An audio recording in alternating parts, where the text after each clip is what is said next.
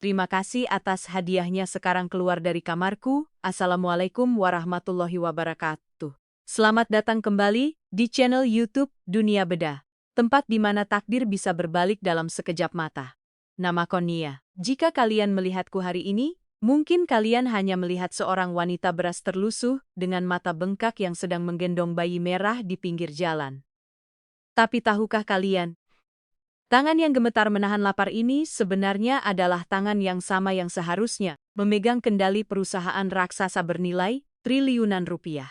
Aku Nia, pewaris tunggal keluarga konglomerat yang memilih menjadi miskin demi membuktikan ketulusan cinta seorang pria. Namun, siapa sangka pengorbanan itu justru dibalas dengan selembar surat cerai yang dilemparkan tepat ke wajahku saat darah nifas masih mengalir deras di tubuhku. Inilah kisah tentang bagaimana cinta yang tulus dikhianati oleh keserakahan dan bagaimana karma bekerja dengan nama cerai yang sangat elegan. Namun, sebelumnya bagi yang beragama Islam saya sarankan untuk menuliskan Nabi Muhammad agar kelak ini menjadi saksi untuk mendapat syafaat di akhirat. Like dan subscribe ke channel ini sangat membantu menambah wawasan dan membantu kami membuat cerita baru yang menghibur. Mari kita putar waktu ke 3 tahun yang lalu. Aku masih ingat betul aroma hujan sore itu di kawasan Jakarta Pusat. Saat itu aku sedang duduk di sebuah halte busway yang penuh sesak, sengaja menyembunyikan identitas asliku. Aku Nia, putri tunggal dari pemilik Dewangga Group, perusahaan properti yang menguasai setengah gedung pencakar langit di ibu kota sedang menyamar. Aku lelah dengan kepalsuan seumur hidupku, pria-pria mendekatiku hanya karena melihat nama belakang ayahku. Mereka memuja hartaku, bukan hatiku. Karena itulah hari itu aku mengenakan kemeja flanel murah yang kubeli di pasar loak dan celana jeans yang warnanya sudah pudar. Di sanalah aku pertama kali melihat Rian. Dia berdiri di sudut halte, basah kuyup karena tidak membawa payung, memeluk tas kerjanya erat-erat seolah isinya adalah nyawa baginya. Wajahnya terlihat lelah, matanya cekung, menyiratkan beban hidup yang berat. Tapi di mata itu, aku melihat kilatan ambisi yang membara. Dia bukan pria yang pasrah. Kasihan sekali mas ini, gumamku dalam hati. Tanpa sadar, aku menggeser payungku sedikit untuk melindunginya dari cipratan airbus yang lewat. Dia menoleh, senyumnya tipis namun hangat. Terima kasih, ucapnya lirih. Suaranya berat dan berwibawa. Meski penampilannya sederhana, perkenalan singkat itu berlanjut menjadi pertemuan-pertemuan di warung kopi pinggir jalan. Rian bercerita bahwa dia adalah anak petani dari desa yang merantau ke Jakarta untuk mengubah nasib. Dia bilang dia ingin sukses agar ibunya di kampung bisa naik haji. Hah, betapa naifnya aku saat itu. Kalimat-kalimat manis itu terdengar seperti nyanyian surga di telingaku.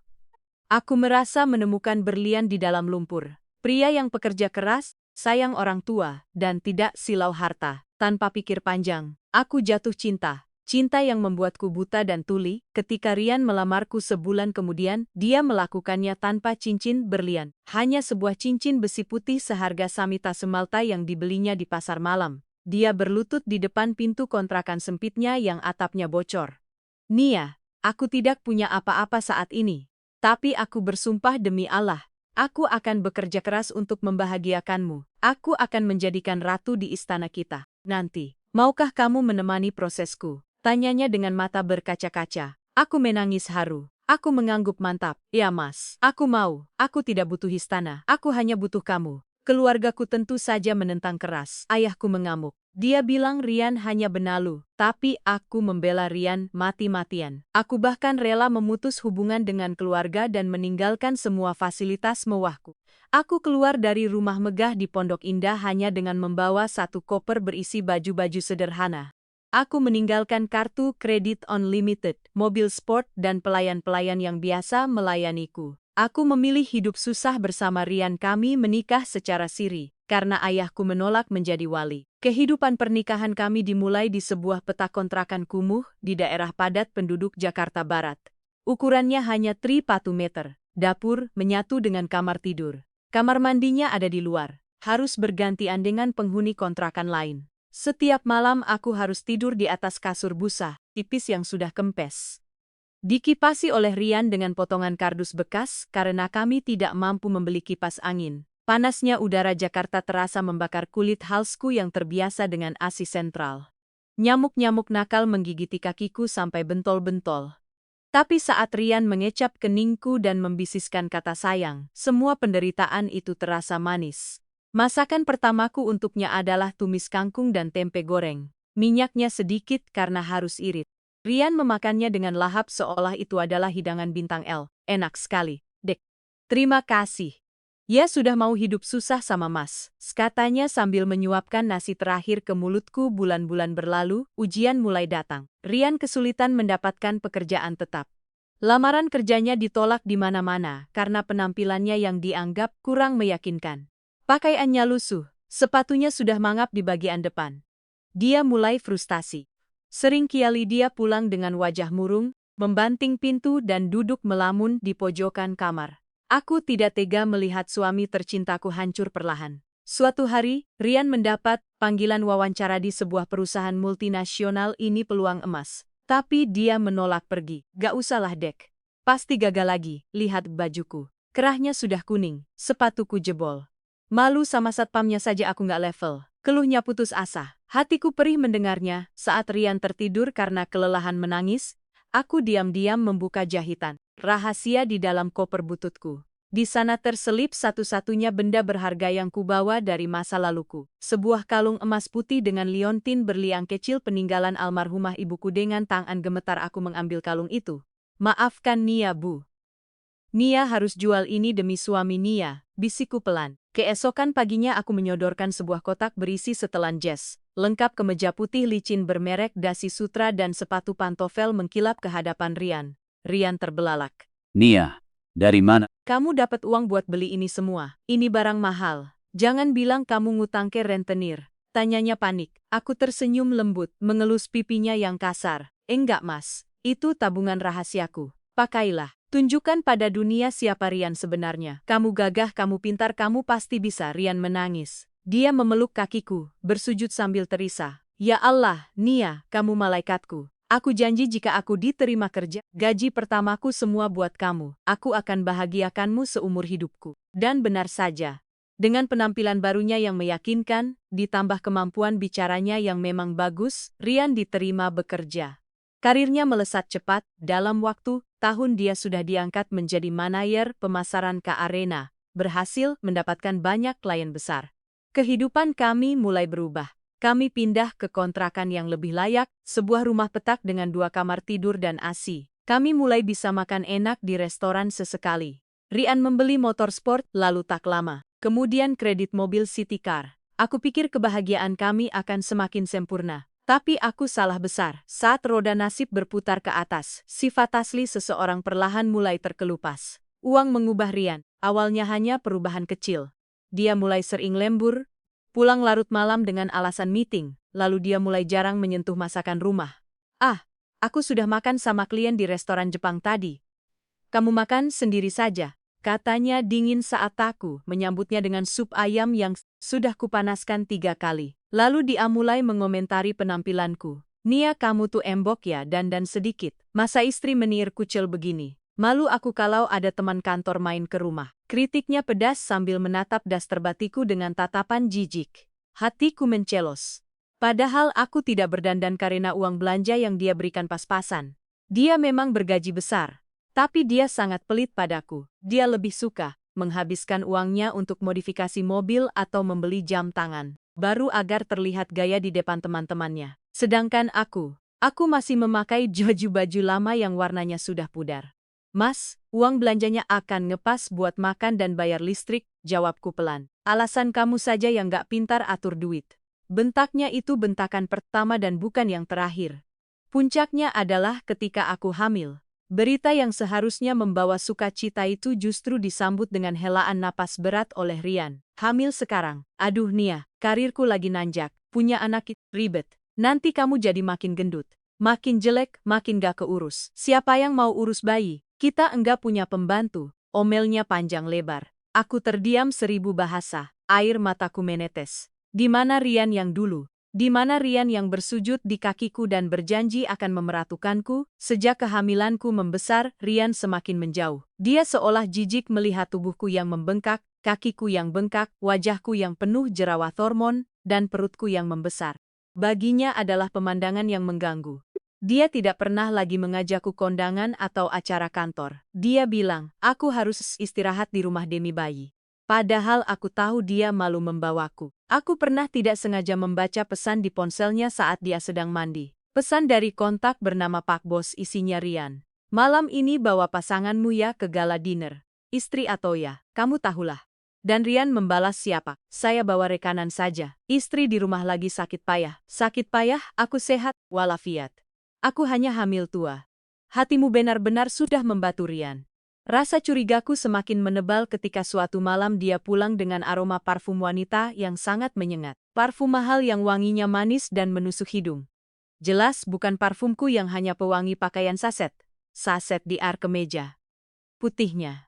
Ada noda samar berwarna merah muda seperti bekas bedak atau lipstik yang terhapus buru-buru.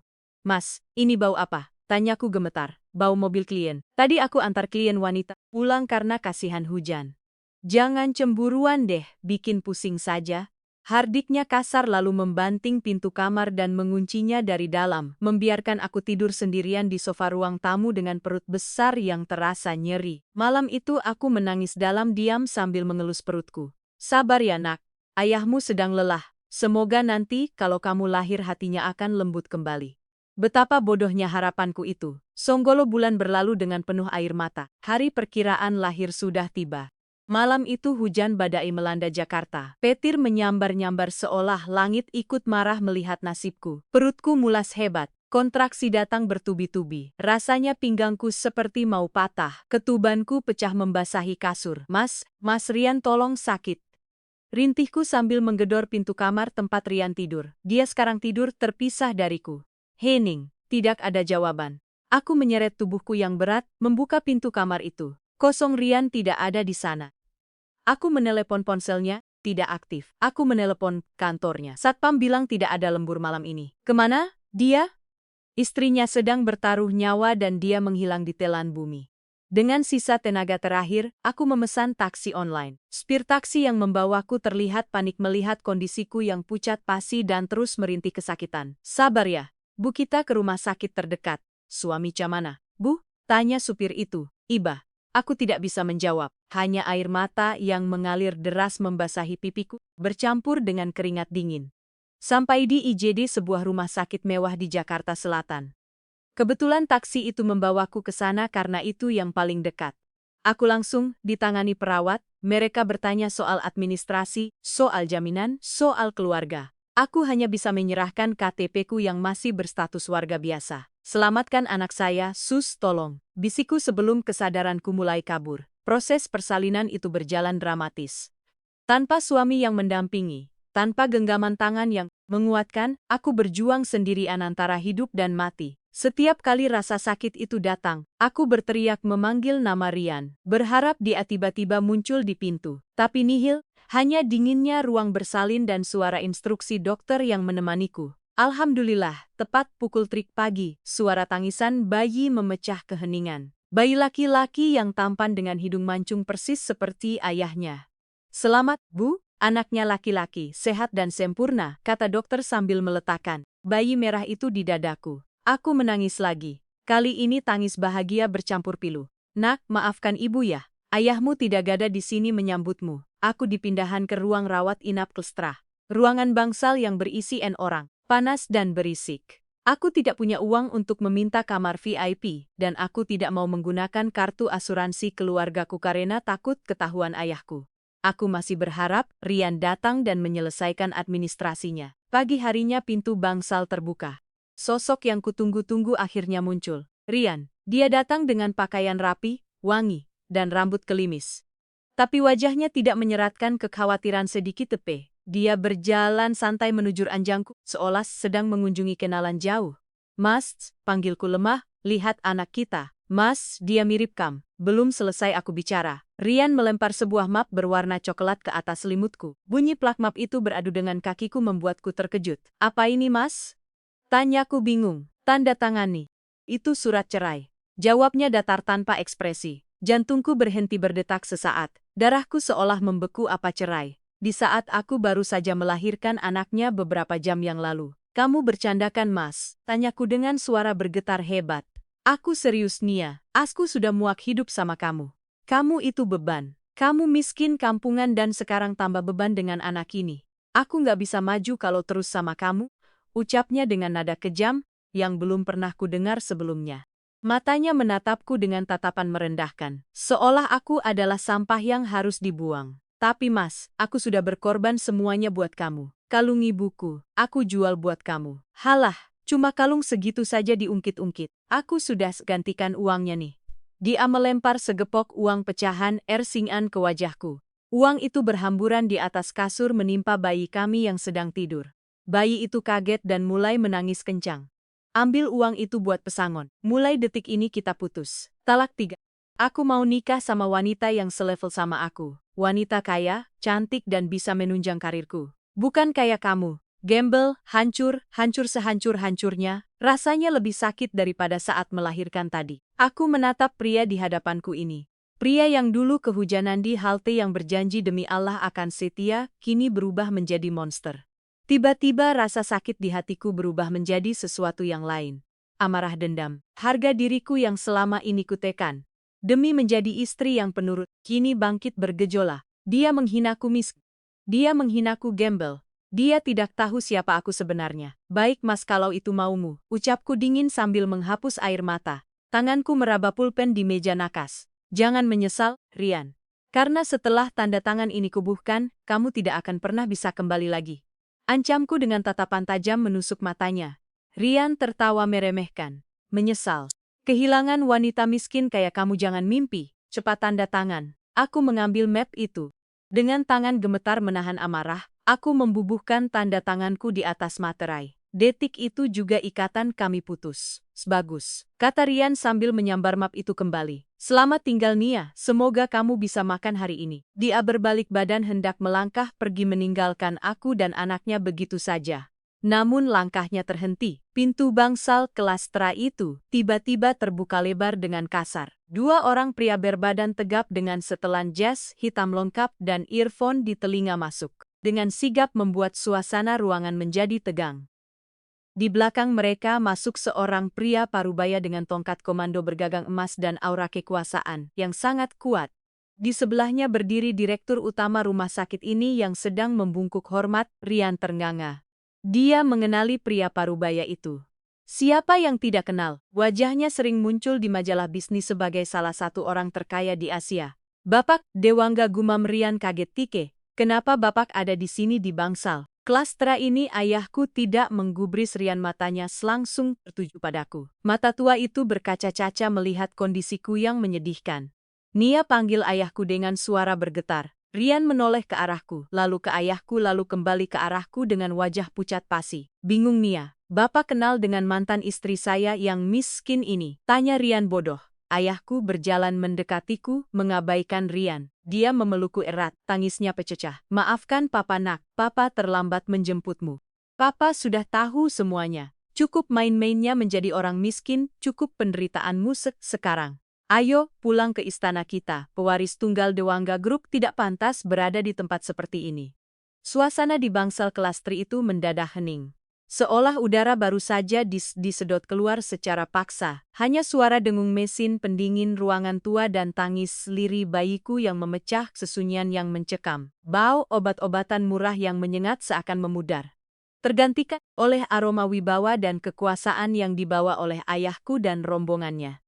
Aku melihat wajah Rian, wajah yang 5 menit lalu penuh dengan kesombongan, penuh dengan aura superioritas yang menjijikkan, kini berubah total.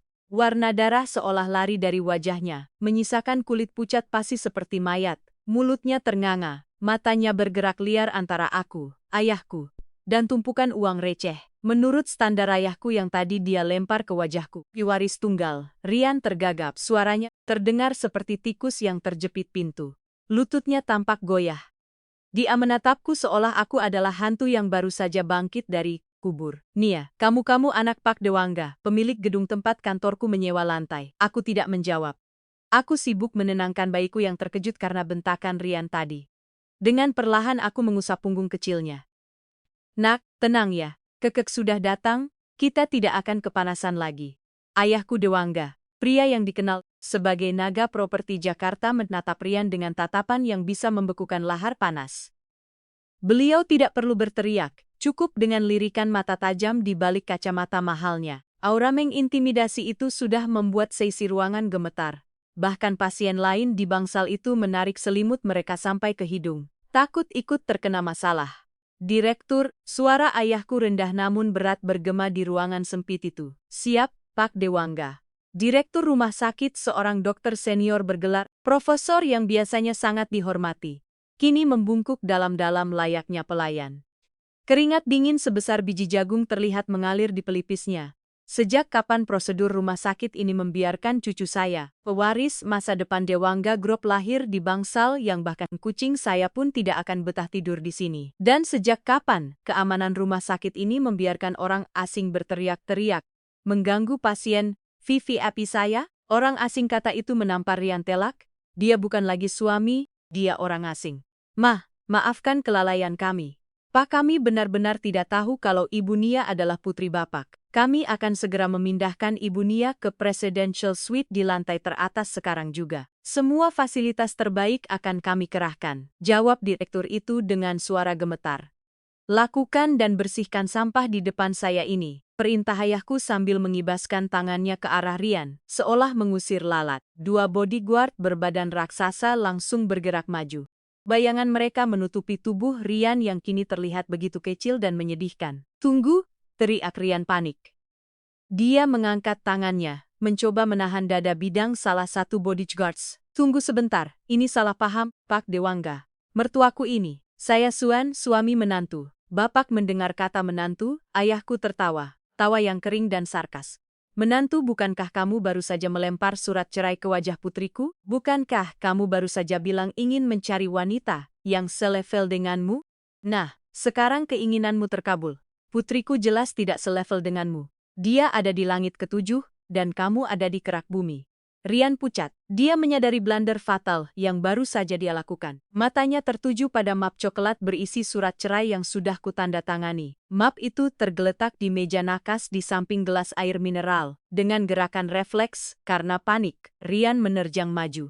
Dia ingin merebut map itu. Dia ingin merobeknya. Dia ingin membatalkan segalanya. Otak liciknya pasti sedang berputar cepat. Jika dia bercerai sekarang, dia kehilangan akses ke harta triliunan rupiah. Dia kehilangan tiket emas menuju kehidupan para sultan yang selama ini dia impikan. Nia, jangan. Itu batal. Aku cuma emosi, teriaknya sambil mencoba menjangkau meja. Namun aku lebih cepat, meski tubuhku masih slava pasca melahirkan. Adrenalin memberiku kekuatan. Tanganku menyambar map itu dan mendekapnya erat di dada. Jangan sentuh aku, bentakku. Tatapanku yang biasanya lembut dan penurut kini menyala penuh kebencian. Telah. Salah satu bodyguard menepis tangan Rian dengan kasar lalu memelintir lengannya ke belakang. Rian menjerit kesakitan. Ark, lepasin Nia. Sayang. Dengerin Mas dulu. Mas tadi cuma bercanda. Mas sayang sama kamu. Demi Allah, Mas sayang sama kamu dan anak kita. Sayang, tanyaku lirih, namun terdengar jelas di telinganya. Air mataku sudah kering. Yang tersisa hanya rasa jijik. Kamu bilang anak ini beban. Kamu bilang aku gembel. Kamu melempar uang ke wajahku saat aku masih berdarah-darah melahirkan anakmu. Simpan kata sayangmu itu untuk wanita kaya-kaya halanmu, Rian. Karena wanita kaya yang asli di depanmu ini sudah membuangmu. Bawa dia pergi, ucapku dingin pada bodyguard. Tidak, Nia, Papa. Pak Dewangga, beri saya kesempatan. Rian meronta-ronta saat diseret keluar dari bangsal seperti karung beras. Suaranya yang memohon terdengar menyedihkan, kontras sekali dengan bentakannya beberapa menit lalu. Sepatu, pantofel mengkilap yang dulu kubelikan dengan menjual kalung ibuku kini terseret-seret di lantai rumah sakit yang dingin. Pintu bangsal tertutup, suara Rian menghilang di lorong. Meski sayup-sayup aku masih mendengar dia berteriak memanggil namaku. Tubuhku lemas seketika. Aku hampir ambruk kalau saja ayahku tidak segera menopang bahuku. Sudah, nak, sudah selesai. Kamu aman sekarang. Bisik ayahku lembut mencium ubun-ubunku. Perawat-perawat segera datang membawa kursi roda berlapis kulit yang terlihat sangat nyaman. Mereka membantuku pindah dengan sangat hati-hati, memperlakukanku seperti barang pecah belah yang sangat mahal. Bayiku, putraku yang malang, kini digendong oleh kepala perawat dengan selimut baru yang tebal dan lembut. bukan lagi kain jari kasar yang tadi kupakai. Kami dibawa menuju lift khusus VVP. Saat pintu lift tertutup dan membawa kami naik menjauh dari lantai kelas 3 yang pengap, aku merasa seperti meninggalkan kulit lamaku. Nia, si istri miskin yang teraniaya, sudah mati di bangsal itu. Yang lahir kembali adalah Nia Dewangga, pewaris takhta yang hatinya telah dikeraskan oleh pengkhianatan.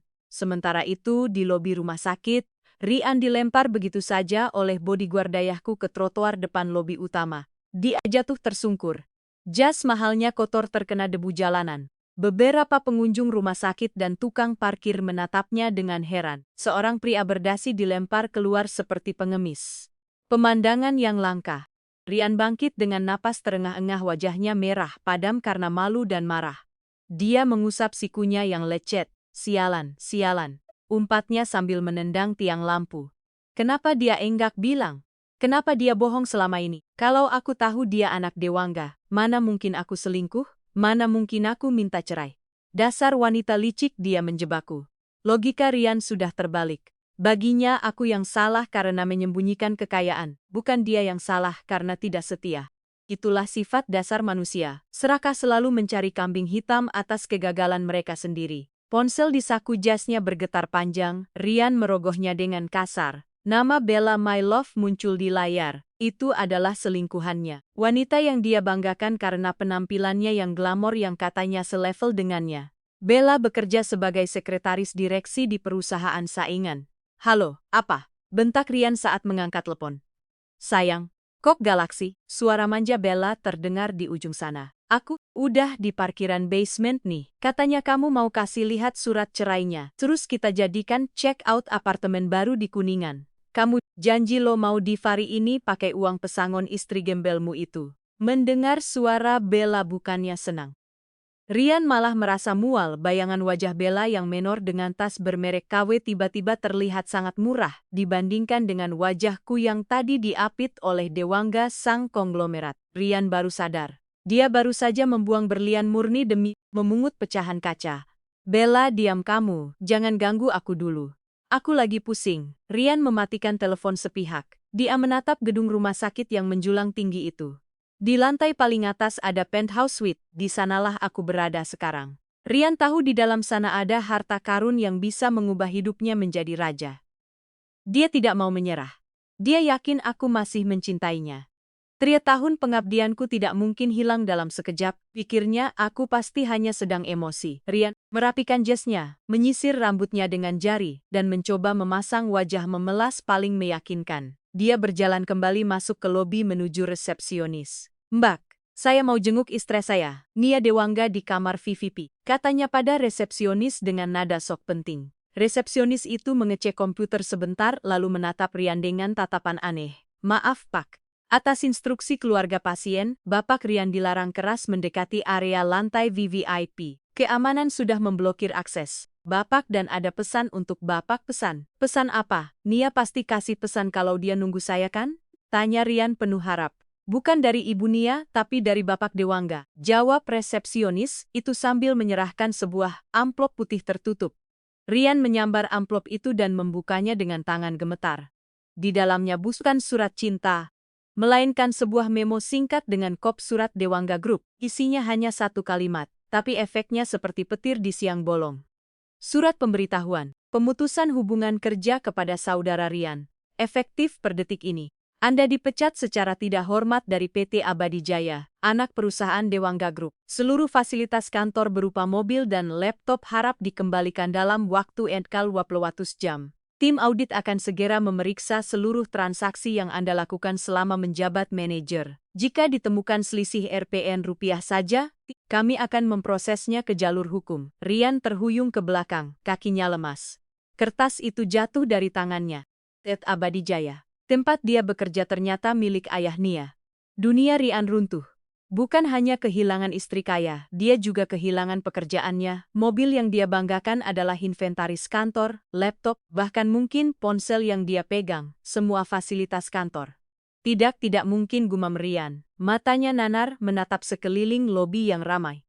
Orang-orang berlalu lalang. Tidak ada yang peduli pada Prisa yang baru saja kehilangan segalanya dalam waktu kurang dari 1 jam ini. Tiba-tiba suara hak sepatu tinggi terdengar mendekat. Klotak, klotak, klotak. Hei, Mas, kamu kenapa sih dimatiin teleponnya? Itu Bella. Dia muncul dengan gaun merah, ketat yang mencolok dan tas tangan besar. Make-upnya tebal, bulu matanya palsu. Dulu Rian melihatnya seksi. Sekarang dia terlihat seperti badut di mata Rian yang sedang kalut. Bella, Rian menatap wanita itu dengan tatapan kosong. Mana surat cerainya? Udah bereskan sama si Upik Abu itu. Ayo, buruan. Marketing, apartemennya udah nungguin. Seru Os Bella tanpa melihat situasi. Bella, aku dipecat, desis Rian. Hah? Apa? Dipecat? Jangan bercanda deh. Kamu kan maner kesayangan Pak Bos. Perusahaan itu ternyata punya bapaknya Nia. Nia itu anak konglomerat B. Dia anak Dewangga dan aku baru saja menceraikannya. Bella terdiam. Mulutnya membentuk huruf O sempurna. Dia menatap Rian dari ujung rambut sampai ujung kaki. Lalu tatapannya jatuh pada mobil security yang mulai mendekat ke arah mereka. Karena Rian dianggap menghalangi jalan lobi. Tunggu. Jadi kamu sekarang pengangguran dan kamu nggak dapat harta gono gini apa-apa dari mantan istrimu yang ternyata kaya raya itu? Tanya Bella. Suaranya mulai meninggi dan kehilangan nada manjanya. Aku akan coba bujuk dia lagi. Dia pasti masih cinta sama aku. Seketika itu juga Bella mendengus kasar. Dia memutar bola matanya. Ih, amit-amit. Kirain kamu bakal jadi duda kaya. Tahunya jadi duda kre. Tahu gitu. Ngapain aku ladenin kamu selama ini? Buang-buang waktu. Bella berbalik badan dan berjalan pergi begitu saja, meninggalkan Rian yang semakin hancur. Bella, kamu mau kemana? Rian mencoba mengejar. Jangan ikutin aku. Kita putus. Cari saja cewek lain yang mau sama pengangguran banyak, hutang kayak kamu. Teriak Bella tanpa menoleh lagi. Rian berdiri mematung di tengah lobi rumah sakit. Dibuang istri, dipecat kantor, ditinggal selingkuhan. Karma datang bukan naik kuda, tapi naik roket cepat dan mematikan. Namun di dalam hati, Rian yang hitam bukannya timbul penyesalan, malah timbul dendam yang semakin membara. Awas kamu Nia, geramnya dalam hati. Tangannya mengepalerat hingga kukunya memutih. Kamu pikir kamu bisa menghancurkan aku semudah ini? Aku akan rebut hak asuh anak itu. Kalau aku nggak bisa dapat hartamu, aku akan pastikan hidupmu nggak tenang. Anak itu darah dagingku. Hukum ada di pihakku. Rian merok sakunya. Mencari kontak pengacara murah yang pernah dia kenal. Dia belum tahu bahwa melawan Dewangga Grup sama saja dengan semut mencoba melawan gajah yang sedang mengamuk. Sementara itu, di lantai Tua Limo, di kamar presidential suite yang luasnya lebih besar dari rumah kontrakan kami dulu, aku sedang berbaring di ranjang king size yang empuk. Bayiku tidur pulas di box bayi berlapis emas di sampingku. Pemandangan kota Jakarta terlihat indah dari jendela kaca raksasa. Ayah duduk di sofa sedang menelepon seseorang dengan nada tegas. Blokir semua rekening bank dia, sita mobilnya besok pagi. Dan pastikan tidak ada satuun perusahaan di Jakarta ini yang mau menerima lamaran kerjanya. Saya mau dia merasakan jadi gembel yang sesungguhnya.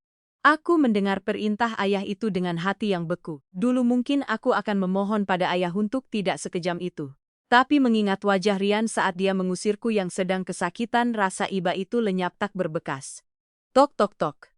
Pintu kamar diketuk pelan. Seorang perawat masuk membawa nampan berisi makanan bergizi, salmon panggang, sup asparagus, dan buah-buahan segar. Jauh sekali bedanya dengan nasi bungkus yang biasa Kakan. Buya, waktunya makan agar asinya lancar, kata perawat itu ramah. Terima kasih sus, jawabku. Saat perawat itu keluar, aku melihat ponselku yang sejak tadi ketakan di meja. Ada puluhan notifikasi pesan masuk, semuanya dari Rian. Nia, tolong angkat Nia. Jangan dengarkan hasutan ayahmu Nia. Aku hilaf. Hormonku lagi nggak stabil karena stres kerja Nia.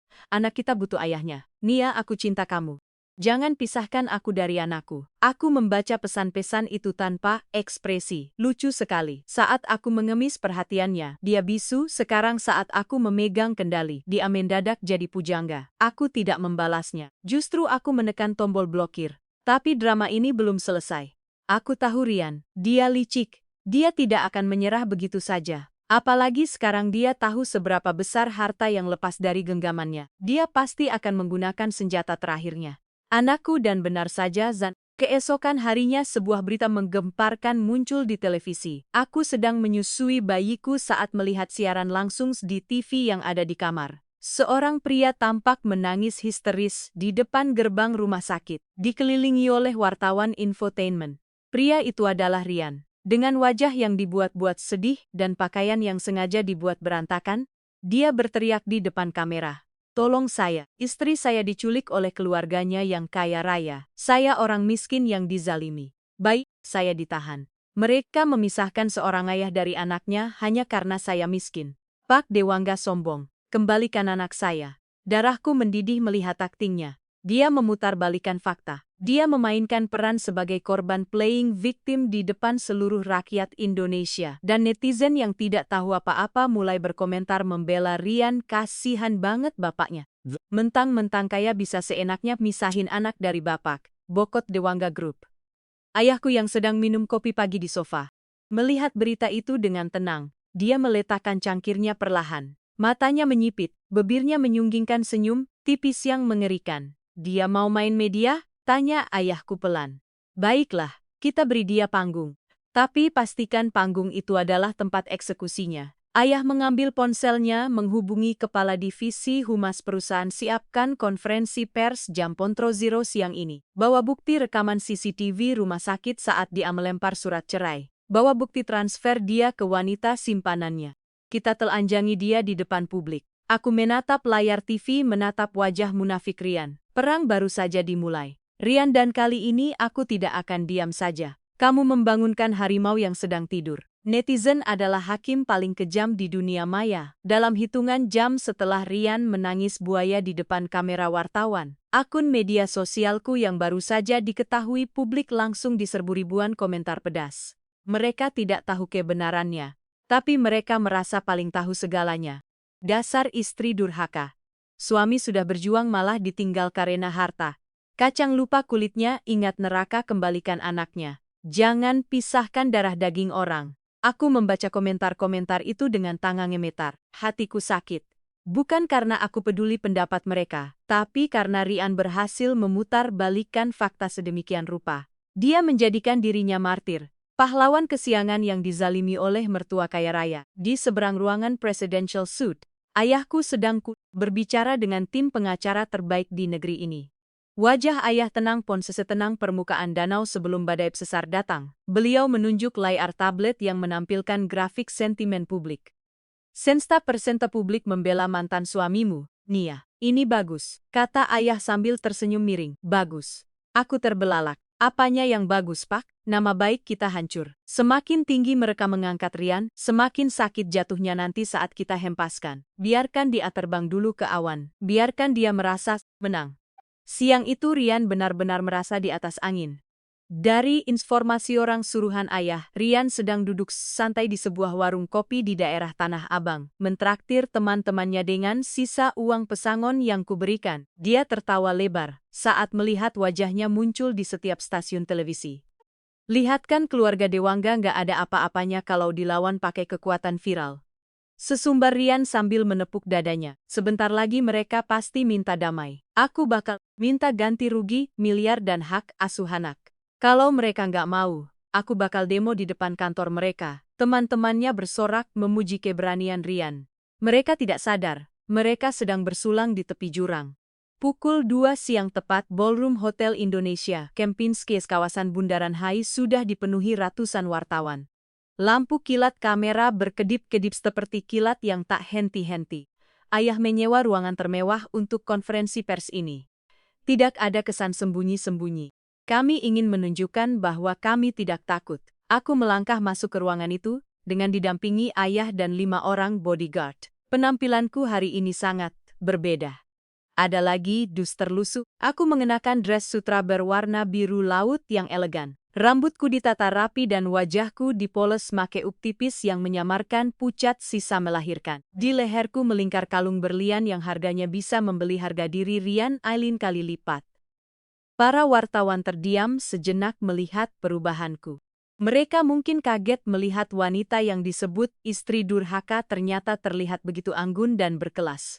Selamat siang. Suara ayahku menggelegar melalui mikrofon membungkam bisik-bisik di ruangan itu. Saya Dewangga dan putri saya Nia hadir di sini.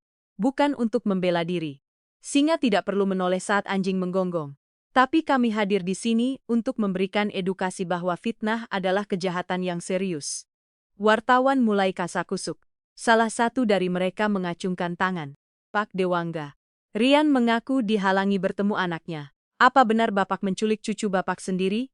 Ayah tersenyum. Beliau memberi kode pada operator di belakang layar. Silakan saksikan layar di belakang saya. Ini adalah rekaman CCTV rumah sakit pagi ini di ruang rawat inap kelas Trua, tempat di mana putri saya melahirkan sendirian karena suaminya sibuk berselingkuh. Layar LED raksasa di belakang kami menyala. Gambar hitam putih namun tajam dari CCTV rumah sakit terpampang jelas.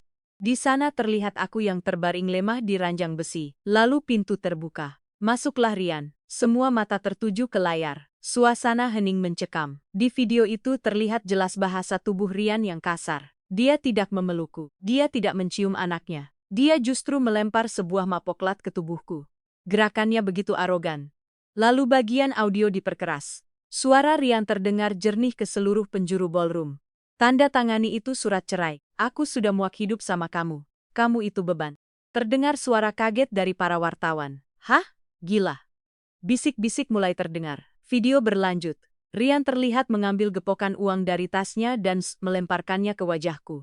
Uang itu berhamburan menimpa bayiku yang baru lahir. Ambil uang itu buat pesangon. Mulai detik ini kita putus, aku mau nikah sama wanita yang selevel sama aku. Video berhenti tepat saat wajah Rian terlihat tertawa mengejek close up dari kamera CCTV yang diperbesar. Lampu ballroom dinyalakan kembali. Keheningan yang terjadi sungguh berbeda. Bukan hening penasaran, tapi hening karena syok. Para wartawan yang tadi garang kini terdiam serebuau bahasa. Narasi suami terzalimi yang dibangun Rian hancur berkeping-keping dalam durasi 2 menit video. Aku mengambil mikrofon. Tanganku sedikit gemetar. Tapi aku menguatkan hatimu. Nia, kamu harus bicara. Assalamualaikum warahmatullahi wabarakatuh. Sapaku lembut. Pria yang kalian lihat di video itu adalah pria yang sama yang pagi ini menangis di TV, mengaku kehilangan anak. Dia tidak kehilangan anak, dia membuang anaknya. Dia menceraikan saya saat jahitan operasi saya belum kering. Hanya karena dia pikir saya miskin dan dia sudah sukses. Air mata menetes di pipiku. Kali ini bukan air mata cengeng, tapi air mata seorang ibu yang terluka. Saya menyembunyikan identitas saya selama tritian, hanya untuk mencari ketulusan dan ini yang saya dapatkan.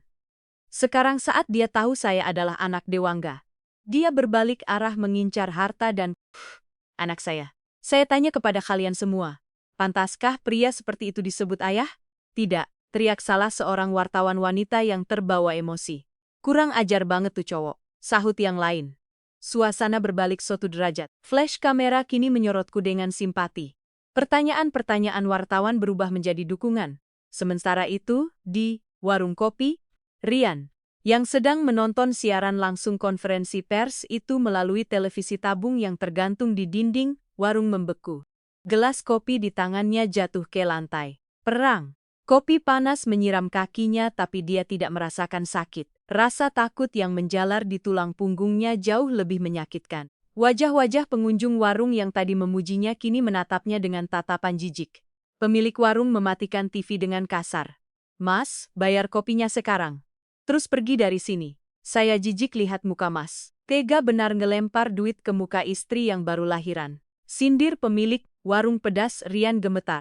Ponselnya berdering tanpa henti, bukan pesan dukungan, tapi cacian makian. Bangsat lo, mati aja lo laki-laki mokondo. Penipu. Rian berlari keluar dari warung itu. Dia bingung harus kemana. Dia mencoba menelepon pengacaranya. Pengacara gratisan dari lembaga bantuan hukum yang tadi pagi semangat membelanya. Halo Pak, kita harus bantah video itu. Itu rekayasa, itu diedit pakai. Teriak Rian panik di telepon. Maaf Pak Rian. Kami mengundurkan diri sebagai kuasa hukum Anda.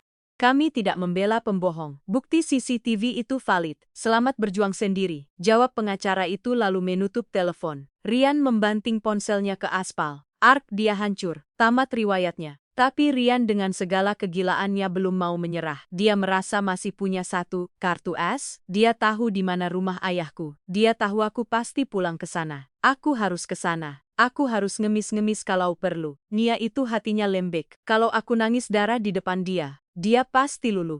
Dia cinta mati sama aku. Gumam seperti orang gila. Dia menyetop bajai, satu-satunya kendaraan yang bisa dia bayar sekarang, dan menuju kawasan elit Pondok Indah. Kembali ke konferensi pers. ayahku mengambil alih mikrofon untuk pernyataan penutup.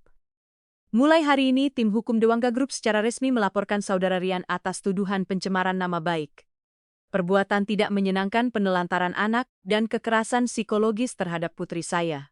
Kami juga sudah menyerahkan bukti-bukti dugaan penggelapan dana perusahaan yang dia lakukan selama bekerja di anak perusahaan kami. Ayah menatap lurus ke lensa kamera seolah menatap langsung ke bola mata Rian dimanapun dia berada. Rian, jika kamu menonton ini, jangan coba-coba lari. Jangan coba-coba mendekati putri dan cucu saya dalam radius 1 meter. Jika kamu melanggar, kamu tidak akan berurusan dengan polisi, tapi kamu akan berurusan dengan saya. Dan percayalah, penjara adalah tempat yang jauh lebih aman bagimu daripada berhadapan dengan kemarahan seorang ayah. Konferensi pers ditutup. Kami berjalan keluar ruangan bak pahlawan yang baru memenangkan pertempuran. Tapi aku tahu ini belum berakhir. Rian adalah tipe orang yang nekat saat terpojok. Malam harinya jenah mewah ayahku. Aku sedang menimang bayiku yang kuberi nama Elang, berharap dia tumbuh kuat dan tajam matanya, tidak buta seperti ibunya dulu. Elang tidur pulas di kamar bayi yang sudah disulap menjadi seperti negeri dongeng. Hujan turun deras di luar. Sama seperti malam saat aku bertemu Rian dulu, langit Jakarta seolah ikut menangis meratapi nasib pernikahan kami yang seumur jagung. Tiba-tiba interkom di kamarku berbunyi. Suara kepala keamanan terdengar tegang. "Nona Nia, maaf mengganggu. Ada seseorang di gerbang depan. Dia memaksa masuk." Dia berteriak-teriak memanggil nama Nona. Dia basah kuyup dan terlihat tidak stabil. Jantungku berdegup kencang. "Rian, dia benar-benar datang." "Usir dia, Pak," perintahku tegas.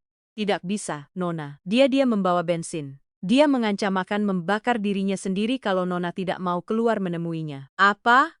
Aku langsung berdiri. "Rian sudah gila, benar-benar gila. Jangan sakiti dia." "Pak, saya akan lihat dari monitor CCTV pos Satpam," kataku. Aku tidak mau menemui dia langsung. Itu terlalu berbahaya. Tapi aku harus memastikan dia tidak melakukan hal bodoh yang akan semakin merusak mental anakku kelak jika dia tahu ayahnya mati konyol. Aku berlari kecil menuju ruang kontrol keamanan di lantai dasar. Di layar monitor besar aku melihatnya. Rian berdiri di depan gerbang besi hitam yang menjulang tinggi. Dia basah kuyup diguyur hujan. Dia tangannya ada jerigen bensin. Wajahnya kacau. Matanya merah menyala menatap kamera CCTV. Seolah dia tahu aku sedang melihatnya. "Nia, keluar Nia. Aku tahu kamu di dalam." "Maafin Mas." "Nia, Mas hilaf. Mas nggak bisa hidup tanpa kamu. Kalau kamu nggak keluar Mas, bakar diri Mas di sini biar jadi hantu yang gentayangan di rumah mewah ini," teriaknya histeris. Suaranya bercampur dengan deru petir. Sungguh pemandang anyang menyedihkan. Pria yang dulu terlihat gagah dengan jas yang kubelikan, kini tak lebih dari orang gila yang putus asa. Ayahku masuk ke ruang kontrol, berdiri di sampingku, wajahnya keras. "Biar papa suruh sniper lumpuhkan kakinya." "Desis ayah, jangan Pak. Jangan kotori tangan papa, biar polisi yang urus," cegahku. Tapi Rian semakin nekat. Dia mulai menyiramkan bensin ke tubuhnya sendiri. Bau bensin bahkan seolah tercium sampai ke dalam ruang kontrol lewat layar monitor 1, 2 tik. "Kalau kamu enggak keluar, aku nyalakan korek ini," ancam Rian sambil memegang korek api gas di tangan kanannya. Petugas keamanan di gerbang terlihat panik. Mundur beberapa langkah, mereka tidak berani mendekat. Takut Rian benar-benar membakar diri dan menyambar mereka. Hatiku mencelos, sebenci-bencinya aku. Aku tidak ingin dia mati di depan rumahku. Itu akan menjadi trauma seumur hidup bagiku dan Elang. Nyalakan speaker gerbang, perintahku pada petugas kontrol. Petugas itu menekan tombol mikrofon aktif. "Rian, hentikan kegilaanmu." Suaraku menggema lewat pengeras suara di gerbang. Rian mendongak mencari sumber suara. "Nia, Nia sayang, kamu dengar Mas kan? Bukain gerbangnya." "Dek, Mas kedinginan. Mas mau peluk kamu dan Elang." "Pulang Rian, kita sudah selesai. Jangan bikin malu dirimu sendiri lebih jauh lagi." "Kaku dingin." "Enggak, aku nggak mau pulang. Rumahku di sini di samping kamu. Kalau kamu nggak mau terima aku, berarti kamu mau aku matikan." "Oke, aku mati sekarang." Rian benar-benar memantik korek apinya. Api kecil menyala, bergoyang-goyang tertiup angin kencang. Sedikit saja api itu menyentuh bajunya yang basah bensin, tamatlah riwayatnya. Jantungku berhenti berdetak. Dor. Suara tembakan terdengar memecah suara hujan. Bukan dari korek api Rian, tapi dari arah samping. Korek api di tangan Rian terpental jauh. Rian menjerit kaget. memegang tangannya yang terasa panas. Meski tidak terluka parah, hanya kaget karena hantaman peluru karet. Setiga mobil polisi dengan sirine meraung-raung muncul dari tikungan, mengepung Rian dalam hitungan detik. Puluhan polisi bersenjata lengkap turun, langsung menodongkan senjata. "Jangan bergerak, Kiarap," Rian panik, dia terkepung. Dia melihat ke kiri dan kanan, tidak ada jalan keluar. Jerigen bensin jatuh dari tangannya. Dia mengangkat tangan menyerah. Nyalinya ciut seketika saat melihat moncong senapan laras panjang polisi. "Rian Saputra, Anda kami tangkap atas dugaan pengancaman, teror dan percobaan pembakaran," borgol dia. Polisi meringkus Rian, menekannya ke aspal yang basah. Wajahnya tertekan ke genangan air berlumpur. Dia meronta berteriak memanggil namaku. "Nia, tolong jangan biarin mereka bawa aku, Nia." Aku melihat semuanya dari layar monitor dengan tatapan kosong. Pria itu, ayah dari anakku, kini diseret masuk ke mobil. Polisi seperti kriminal klusteri. Dulu aku memungutnya dari hujan. Kini aku membiarkan polisi membawanya pergi juga di tengah hujan. Siklus karma itu bulat sempurna. Mobil polisi berlalu membawa sirine yang kian menjauh. Keheningan kembali menyelimuti gerbang rumahku. Ayah merangkul bahuku. "Sudah, besok kita urus proses hukumnya, kamu istirahatlah." Aku mengangguk. Aku berbalik menuju kamarku, tapi saat aku melintasi lorong, aku melihat bayangan seseorang di jendela samping. Seseorang yang sedang mengintip dari balik pagar tanaman tetangga. "Itu Bella." "Ya, itu Bella, selingkuhan Rian." Dia melihat semuanya. Wajahnya pucat ketakutan melihat nasib Rian. Dia pasti berpikir dia adalah berikutnya dan dia benar. Aku tidak akan melepaskan wanita yang merusak rumah tanggaku begitu saja. Rian sudah hancur. Sekarang giliran wanita ular itu. Aku mengambil ponselku menghubungi asisten pribadi ayah. "Halo Pak, tolong cari tahu di mana Bella bekerja dan cari tahu siapa saja klien yang pernah dia layani. Saya ingin mengirimkan hadiah kecil ke kantornya besok pagi." Permainan belum selesai. Rian di penjara bukan berarti dendamku lunas. Bella harus merasakan bagaimana rasanya dipermalukan dan kehilangan seksan salahnya. Sama seperti yang kurasakan saat dia tertawa di atas penderitaanku. Pagi itu, matahari Jakarta bersinar terik seolah ingin membakar sisa-sisa drama hujan semalam. Di kawasan SCBD Sudirman Central Business District, gedung-gedung pencakar langit berdiri, angkuh memantulkan cahaya matahari. Di salah satu gedung kaca termewah itulah Bella bekerja sebagai sekretaris direksi. Wanita yang selama ini menjadi duri dalam daging pernikahanku. Wanita yang dengan bangga memamerkan tas mewahnya hasil perasan keringat suamiku. Hari ini melangkah masuk ke lobi kantornya, dengan kacamata hitam besar menutupi separuh wajahnya. Dia pikir dia aman. Dia pikir karena Rian sudah ditangkap polisi, badai sudah berlalu. Dia pikir aku Nia hanya akan fokus pada Rian dan melupakan peran kecilnya sebagai penghancur rumah tangga orang. Betapa salahnya dia. Dia tidak tahu bahwa bagi seorang wanita yang tersakiti, tidak ada peran kecil dalam sebuah pengkhianatan. Semuanya adalah pemeran utama yang harus mendapatkan panggung kehancurannya masing-masing. Bella berjalan menuju lift dengan langkah cepat.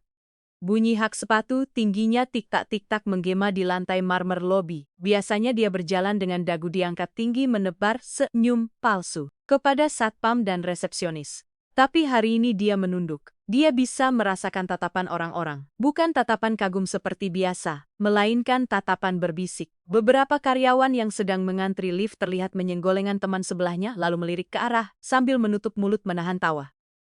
"Itu kan Bella yang jadi pelakor di berita viral kemarin," bisik seorang karyawan wanita yang suaranya cukup keras untuk terdengar. "Iya. Gila ya. Mukanya tembok banget masih berani ngantor." Padahal lawannya Dewangga Group, sahut temannya. Bella mengeratkan cengkeramannya pada tas kerjanya. Jantungnya berdegup kencang. "Tenang, Bella, tenang. Itu cuman gosip. Mereka gak punya bukti kalau selingkuhan Rian itu kamu. Rian kan gak sebut nama kamu di TV." Batin Bella menghibur diri sendiri. Ting. Pintu lift terbuka. Bella masuk diikuti tatapan sinis orang-orang sampai di lantai wari, lantai khusus eksekutif. Suasana semakin mencekam. Biasanya teman-teman satu divisinya akan menyapa dengan riang. "Hai Bel, tumben pagi." Tapi hari ini, begitu Bella masuk ruangan, semua orang mendadak sibuk menatap layar komputer masing-masing. Keheningan yang sangat tidak nyaman menyambutnya. Bella berjalan menuju meja kerjanya yang berada tepat di depan ruangan direktur utama. Namun langkahnya terhenti. Di atas meja kerjanya yang biasanya rapi kini tergeletak sebuah kotak kado berwarna hitam pekat dengan pita merah darah. Tidak ada kartu ucapan. Dahi Bella berkerut. Siapa yang kirim kado pagi-pagi? Fans rahasia atau Rian? Tidak mungkin Rian. Rian sedang mendekam di sel tahanan polsek. Dengan rasa penasaran bercampur was-was, Bella membuka pita merah itu. Dia mengangkat tutup kotaknya. Seketika wajah Bella berubah pucat pasi seputih kertas HVS. Tangannya gemetar hebat hingga tutup kotak itu terjatuh ke lantai. Brak, isi kotak itu bukan coklat atau perhiasan, melainkan tumpukan foto. Foto check-in hotel dia bersama Rian. Foto dia sedang berbelanja menggunakan kartu kredit Rian. Dan yang paling mengerikan, ada sebuah flash disk kecil dengan tulisan stiker. Bukti penggelapan dan napas Bella memburu. Dia panik. Dari mana orang tahu soal penggelapan dana? Selama ini dia memang sering memanipulasi laporan keuangan kecil-kecilan di kantor untuk gaya hidup hedonnya. Memanfaatkan posisinya sebagai kepercayaan bos. Tapi dia melakukannya dengan sangat rapi. Tiba-tiba interkom di mejanya berbunyi, lampu merah berkedip. Suara bosnya Pak Handoko terdengar dingin dan tegas. Bella, masuk ke ruangan saya sekarang, bawa kotak itu. Kaki Bella terasa lemah seperti jeli. Dia merasa seperti terpidana mati yang dipanggil menuju tiang gantungan. Dengan langkah berat, dia menyeret kakinya menuju pintu jati besar ruangan direktur. Tok tok tok, masuk. Bella membuka pintu. Ruangan direktur itu luas dan dingin. Pak Handoko duduk di kursi kebesarannya dengan wajah merah pada menahan amarah. Tapi yang membuat jantung Bella hampir copot bukan Pak Handoko, melainkan sosok wanita yang duduk anggun di sofa tamu sambil menyeruput teh hangat dengan santai. Wanita itu mengenakan blazer putih bersih yang memancarkan aura kekuasaan. Rambutnya hitam legam tergerai indah. Dia menoleh perlahan saat Bella masuk lalu tersenyum. Senyum yang sangat manis. Namun matanya sedingin es di kutub utara. Itu aku, Nia. Selamat pagi Mbak Bella. Apa kabar? Masih suka belanja pakai uang suami orang? Sapu ramah, tapi nadanya menusuk Bella terenganga. Nia kenapa kamu ada di sini? Pak Handoko menggebrak meja. Diam kamu Bella. Jaga sopan santunmu, Bun, ini adalah tamu kehormatan kita. Dan lebih dari itu, Dewangga Group baru saja mengakuisisi parti persen saham perusahaan ini pagi ini. Jadi secara teknis, Bunia adalah pemilik baru tempat kamu bekerja. Dunia Bella runtuh seketika. Lututnya benar-benar menyerah. Dia ambruk ke lantai bersimpuh. Aku membeli saham perusahaan tempat dia bekerja hanya dalam waktu malam. Bagi ayahku itu investasi kecil. Bagiku itu adalah tiket untuk menonton pertunjukan karma di kursi paling depan. Bunia, Pak Handoko tolong. Ini salah paham, cicit Bella dengan air mata yang mulai meleleh, merusak maskara mahalnya. Aku berdiri meletakkan cangkir tehku perlahan. Suara denting cangkir beradu dengan tatakan terdengar nyaring di ruangan yang sunyi itu. Aku berjalan mendekati Bella yang bersimpuh. Aku tidak menyentuhnya, aku bahkan tidak sudi mengotori tanganku. Salah paham, tanyaku pelan. Aku mengeluarkan sebuah tablet memutar rekaman suara. Itu adalah rekaman suara Bella saat menelepon Rian kemarin di rumah sakit. Amit-amit, kirain kamu bakal jadi duda kaya, tahunya jadi duda kre. Tahu gitu, ngapain aku ladenin kamu selama ini? Suara cempreng Bella menggema di ruangan itu. Wajah Pak Handoko semakin merah menahan malu karena punya karyawan sepertinya. Itu suaram kan? Bella tanya. Kamu menghina suamiku? Ralat mantan suamiku, karena dia jatuh miskin itu membuktikan bahwa kamu hanya parasit dan saya inci dengan parasit. Ampun Buya, saya khilaf. Saya janji enggak akan gangguan lagi. Saya akan pergi jauh. Tolong jangan pecat saya Bu. Saya punya cicilan mobil, cicilan apartemen. Bella menangis histeris mencoba memegang gujung sepatuku. Aku mundur selangkah menghindari sentuhannya. Cicilan? Oh, tenang saja. Kamu tidak perlu memikirkan cicilan lagi karena mulai hari ini kamu akan mendapatkan tempat tinggal gratis dan makan gratis. Bella mendongak bingung. Maksud ibu? Pintu ruangan terbuka lagi. 2 orang polisi berseragam lengkap masuk. Kali ini bukan untuk Rian, tapi untuk Bella. Saudara, Anda kami tangkap atas laporan Bapak Handoko terkait dugaan penggelapan dana perusahaan sebesar R,5 miliar. Selamat retian terakhir. Bukti-bukti sudah kami terima lengkap dari tim audit Ibu Nia. Silakan ikut kami. Mata Bella melotot. Dia menatap Pak Handoko. Pak, Bapak laporin saya. Saya kecewa sama kamu. Bella bentak Pak Handoko. Saya percaya kamu. Ternyata kamu maling. Uang perusahaan kamu pakai buat beli tas, sepatu, liburan ke Bali sama suami orang bawa dia. Pak polisi, saya muak lihat mukanya. Tidak, ini fitnah. Nia, kamu jebak aku kan? Kamu pasti yang bongkar data keuangan itu. Dasar wanita iblis, tertiak Bella saat tangannya ditarik paksa oleh polisi dan diborgol. Borgol besi yang dingin kini melingkari pergelangan tangannya yang biasa dihiasi gelang emas. Aku tersenyum tipis. Iblis tidak Bella. Aku cuman seorang istri yang sedang bersih-bersih rumah dan kamu adalah sampah yang ketinggalan. Bella diseret keluar ruangan. Teriakannya masih terdengar sampai ke lobi. Seluruh karyawan kantor keluar menonton pemandangan itu. Mereka merekam kejadian itu dengan ponsel mereka. Dalam hitungan menit, video Bella di gelandang polisi pasti akan viral menyusul video Rian. Judulnya mungkin pelakor kena azab, dipecat, dan dipenjara di hari yang sama. Setelah suasana tenang, Pak Handoko membungkuk hormat padaku. Maafkan ketidaknyamanan ini, Bu. Terima kasih sudah membuka mata saya soal borok di keuangan perusahaan. Sama-sama, Pak, tolong pastikan dia mendapatkan hukuman maksimal. Saya tidak suka setengah-setengah, jawabku datar. Aku berjalan keluar dari gedung itu, matahari masih terik. Tapi hatiku terasa sedikit lebih ringan. Satu persatu orang yang menyakitiku sudah mendapatkan balasannya. Allah itu maha adil. Dia tidak tidur. Spir pribadiku membukakan pintu mobil Alphard hitam yang sudah menunggu di lobi. Kita kemana sekarang? Nona tanya supirku. Pulang Pak, saya kangen Elang, jawabku. Di dalam mobil yang sejuk, aku menyandarkan kepalaku lelah. Balas dendam itu melelahkan, ada rasa puas ya, tapi ada juga rasa kosong. Hancurnya mereka tidak bisa mengembalikan 3 tahun, waktuku yang hilang sia-sia di kontrakan sempit itu. Hancurnya mereka tidak bisa menghapus memori saat aku melahirkan sendirian. Luka itu sudah menjadi parut yang abadi. Ponselku bergetar. Satu pesan masuk dari nomor tidak dikenal. Assalamualaikum warahmatullahi wabarakatuh. Bunia, saya sipir dari Rutan Salemba. Tahanan atas nama Rian Saputra mengamuk terus di selnya. Dia menolak makan dan terus berteriak memanggil nama ibu. Dia bilang dia punya informasi rahasia tentang masa lalu ibu yang belum ibu ketahui. Dia memohon 1 kali kesempatan bicara, katanya ini soal hidup dan mati. Aku membaca pesan itu dengan kening berkerut. Informasi rahasia, masa lalu apa? Bukankah aku yang menyembunyikan masa lalu darinya? Apalagi yang Rian tahu atau ini cuma trik busuknya lagi untuk memanipulasiku? Abaikan saja Nona.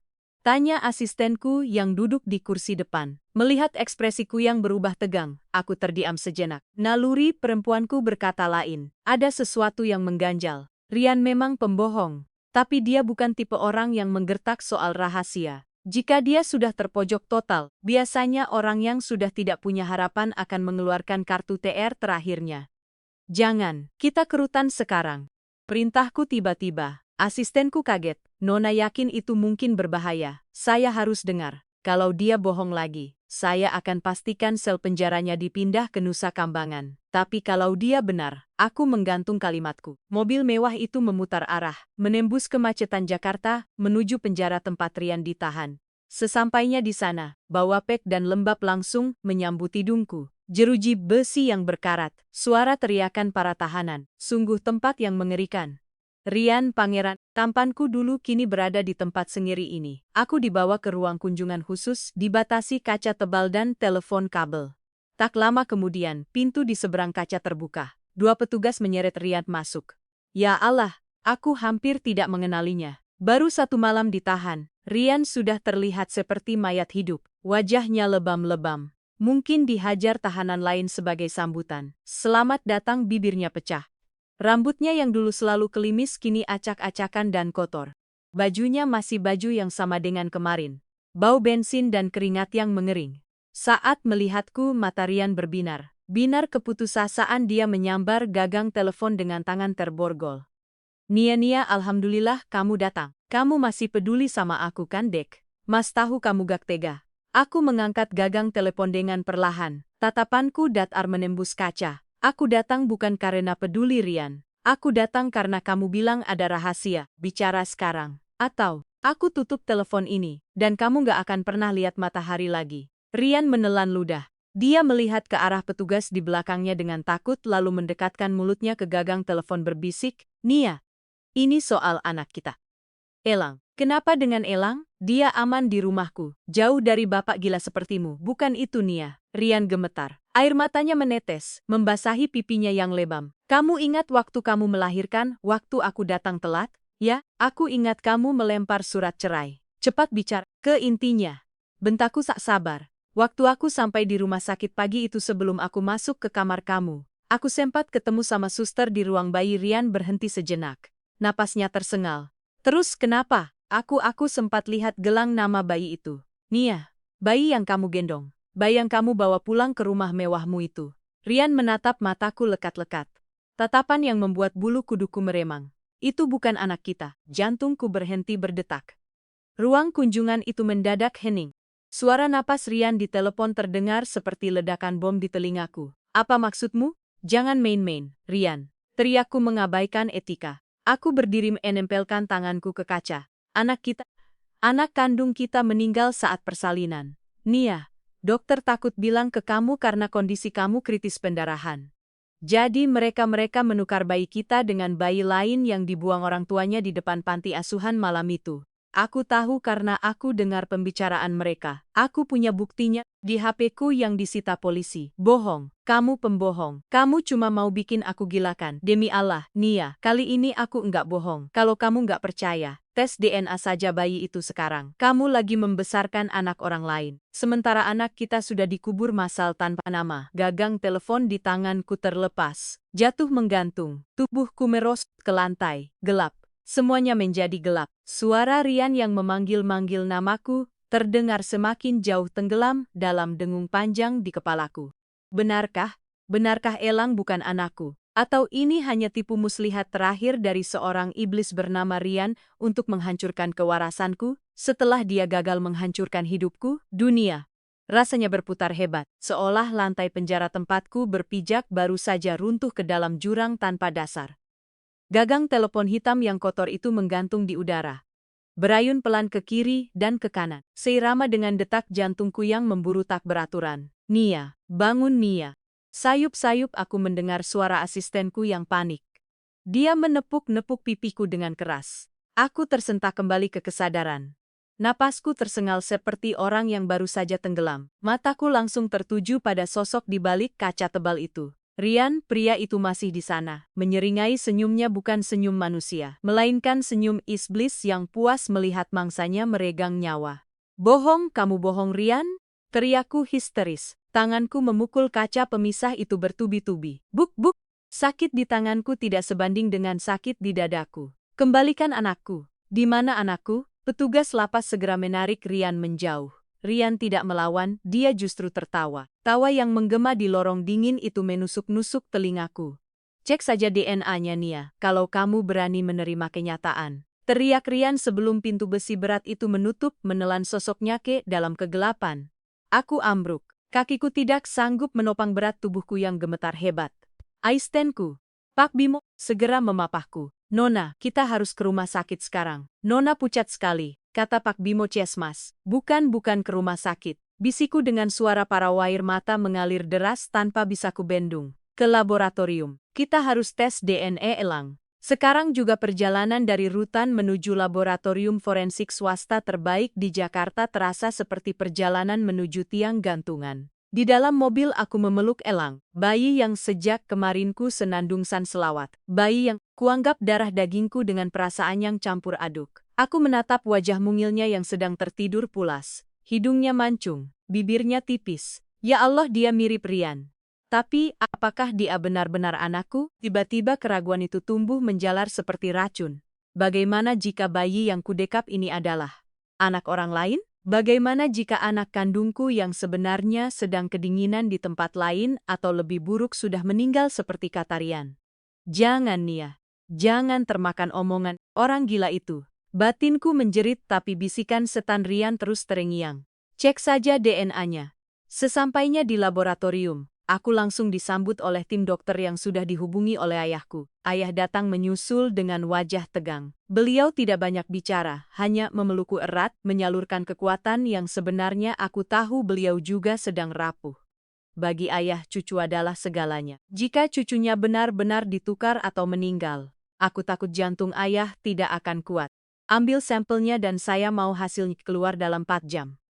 Berapun biayanya saya bayar 2 kali lipat. Perintah ayahku dengan suara menggelegar kepada kepala laboratorium. Dokter mengambil sampel darahku dan samsel darah. Elang. Saat jarum suntik menembus kulit halus Elang, bayi itu menangis kencang. Tangisannya menyayat hatiku. Biasanya, aku akan langsung menimangnya menciumnya. Tapi kali ini tubuhku kaku. Ada rasa takut untuk menyentuhnya. Rasa bersalah, karena meragukannya bertarung dengan rasa takut bahwa dia bukan milikku. Par jam menunggu adalah par jam terlama dalam hidupku. Aku duduk di ruang tunggu VIP menatap jam dinding yang berdetak lambat. Tik-tok tik-tok. Setiap detiknya menyiksa. Aku tidak henti-hentinya berzikir menyebut nama Allah. Ya Allah, lindungi keturunanku. Jangan biarkan orang jahat itu menang. Sementara itu di layar televisi yang menyala bisu di sudut ruangan, berita tentang penangkapan Bella mulai muncul. Wajah Bella yang tertunduk malu dengan baju tahanan orang terpampang jelas. Tapi aku tidak peduli. Kepuasan melihat Bella hancur sudah menguap digantikan oleh teror yang ditebar Rian. Cing, bunyi lift terbuka. Kepala laboratorium keluar membawa sebuah amplop putih tertutup. Wajahnya serius. Keringat dingin terlihat di dahinya. Dia berjalan mendekati kami dengan langkah ragu. Ayahku berdiri, tangannya gemetar saat menerima amplop itu. Baca Pak, aku tidak sanggup lirihku. Aku menutup wajahku dengan kedua tangan tidak berani melihat. Ayah merobek segel amplop itu. Suara kertas yang sobek terdengar sangat nyaring di ruangan yang sunyi senyap. Ayah mengeluarkan lembaran kertas hasil tes Henning. Are detik, 2 detik, lama detik. Kenapa ayah diam? Pak? Panggilku takut, tiba-tiba tubuh ayah limbung. Kertas itu terlepas dari tangannya, melayang jatuh ke lantai. Ayah terduduk di sofa dengan wajah pucat pasi. Matanya menatap kosong ke depan. Nia, suara ayah tercekat, seperti ada batu besar yang menghimpit kerongkongannya. Aku memberanikan diri dengan tangan gemetar hebat. Aku memengut kertas itu dari lantai. Mataku langsung mencari baris kesimpulan di bagian paling bawah. Probabilitas hubungan biologis ibu dan anak, 0,0% kesimpulan, negatif, tidak ada hubungan darah, dunia meledak Henning. Telingaku berdengung kencang sekali, mataku menatap angka 0% itu, no kosong, tidak ada, arhah. Teriakanku pecah, merobek keheningan laboratorium. Aku melempar kertas itu, menjambak rambutku sendiri. Sakit. Sakitnya melebihi saat kulitku diiris sembilu. Sakitnya menembus sampai ke tulang sumsum. Bukan. Ini pasti salah, alatnya rusak. Elangan aku. Aku yang melahirkannya. Aku yang merasakan sakitnya, teriakku histeris. Aku berlari menuju box bayi tempat Lang tidur. Aku menatap bayi itu, bayi asing, bayi orang lain. Lalu di mana anakku? Di mana anakku? Ayah memelukku erat menahan tubuhku yang meronta-ronta ingin menghancurkan seisi ruangan. Sabar nak, istighfar. Nia, kita cari. Kita pasti cari. Rian, desisku diselangis. Rian tahu semuanya, dia iblis. Dia mencuri anakku. Tanpa mempedulikan kondisiku yang masih lemah, tanpa mempedulikan larangan dokter. Aku berlari keluar. Aku harus kembali ke penjara. Aku harus mencekik leher Rian sampai dia memuntahkan kebenaran. Mobil Alphard. Ayah melaju menembus jalanan Jakarta dengan kecepatan gila. Sirine pengawal meraung-raung meminta jalan. Aku duduk di jok belakang dengan tatapan nyalang. Air mataku sudah kering berganti dengan api kemarahan yang membara. Rian, kalau sampai terjadi sesuatu pada anakku, aku akan mencincangmu. Sumpahku dalam hati. Sesampainya di rutan Salemba, hari sudah malam, hujan turun lagi. Seolah alam ikut menangis bersamaku. Aku menerobos masuk mengabaikan prosedur pemeriksaan. Kepala rutan yang melihat kemarahan ayahku tidak berani menghalangi. Bawa bangsat itu ke ruang interogasi, sekarang, bentak ayah. 5 menit kemudian Rian dibawa masuk. Kali ini dia tidak tersenyum. Wajahnya datar tapi matanya memancarkan kepuasan yang sakit. Dia melihat mataku yang bengkak dan rambutku yang acak-acakan. Dia tahu dia menang. Dia mana anakku? Tanyaku dingin, suaraku rendah tapi penuh ancaman mematikan. Rian duduk santai menyandarkan punggungnya di kursi besi. Sudah kubilang kan? Meninggal di kubur massal, kamu telat Nia, jangan bohong. Ayahku menggebrak meja besi hingga penyok. Kami sudah cek CCTV rumah sakit. Tidak ada catatan bayi meninggal hari itu. Kamu menukarnya. Di mana cucuku? Rian tertawa kecil. Pak Dewangga pintar juga. Oke. Aku mengaku anak itu tidak mati. Jantungku berdegup kencang. Masih hidup. Anakku masih hidup. Alhamdulillah. Lalu di mana dia? Siapa yang memegangnya? Bella, Rian menggeleng. Bella, hah, perempuan bodoh itu cuma tahu belanja. Dia enggak mau repot urus bayi. Enggak nih, aku enggak kasih ke Bella. Lalu kemana? Bentakku. Habis kesabaran. Aku mencengkeram kerah. Baju tahanan Rian menarik wajahnya mendekat ke wajahku. Bau busuk napasnya tercium. Tapi aku tidak peduli. Katakan atau aku congkel matamu sekarang. Rian menatap mataku lekat-lekat, lalu membisikkan kalimat yang membuat darahku berhenti mengalir. Kamu tahu kan aku butuh uang waktu itu? Karirku hancur. Utangku banyak. Jadi, waktu bayi itu lahir dan kamu pingsan pendarahan, ada bidan yang bisa dibayar. Aku suruh dia tukar bayimu dengan bayi panti asuhan dan bayimu. Bayi pewaris Dewangsa Group yang berharga itu. Rian tersenyum lebar memperlihatkan gigi kuningnya. Aku jual ke sindikat pengemis. Apa? Tubuhku membeku. Pengemis. Iya Nia. Pengemis. Lanjut Rian dengan nada santai seolah sedang membicarakan cuaca. Kamu tahu kan bayi yang kulitnya putih, bersih, dan lucu? Itu harganya mahal kalau disewakan ke pengemis di lampu merah. Orang-orang akan lebih kesasisan. Mereka akan kasih uang lebih banyak. Tidak mungkin. Sekarang bayangkan Nia. Rian semakin memojokkanku dengan kata-katanya. Bayangkan anakmu yang harusnya tidur di kasur sutra sekarang sedang digendong pengemis dekil di perempatan jalan. Dijemur di bawah matahari panas. Dikasih obat tidur dosis tinggi biar enggak kerewel. Diminumin air tajin basi. Cukup jeritku. Aku tidak tahan lagi. Aku melepaskan cengkeramanku dan menampar Rian sekuat tenaga. Pelah! Sudut bibir Rian robek mengeluarkan darah segar. Tapi dia tetap tertawa. Tawa orang sakit jiwa. Sakit Nia. Sakit kan? Itu rasanya dibuang, itu rasanya dihina. Sekarang, kamu rasakan apa yang aku rasakan. Kamu punya harta triliunan. Tapi kamu gak bisa menyelamatkan anakmu sendiri dari debu jalanan. Ayahku menarikku mundur sebelum aku membunuh Rian dengan tanganku sendiri. Ayah menatap Rian dengan tatapan pembunuh. Sebutkan lokasinya atau saya pastikan kamu mati perlahan di dalam sel ini. Saya akan bayar narapidana lain untuk memotong jarimu satu persatu setiap jam sampai kamu bicara. Ancaman ayah tidak main-main. Rian tahu, siapa Dewangga nyalinya sedikit ciut. Aku nggak tahu lokasinya pasti. Aku cuman transaksi di sebuah jembatan tua di daerah Jakarta Utara. Mereka sindikat besar. Mereka pindah-pindah. Tapi apa? Keluarkan aku dari sini. Cabut semua tuntutan, beri aku uang $1 miliar dan tiket pesawat ke luar negeri, baru aku antar kalian ke bos sindikat itu. Kalau aku tetap di penjara, silakan cari sendiri. Paling seminggu lagi, anak itu sudah mati karena overdosis obat tidur. Bangsat, umpat ayahku. Ini pilihan sulit.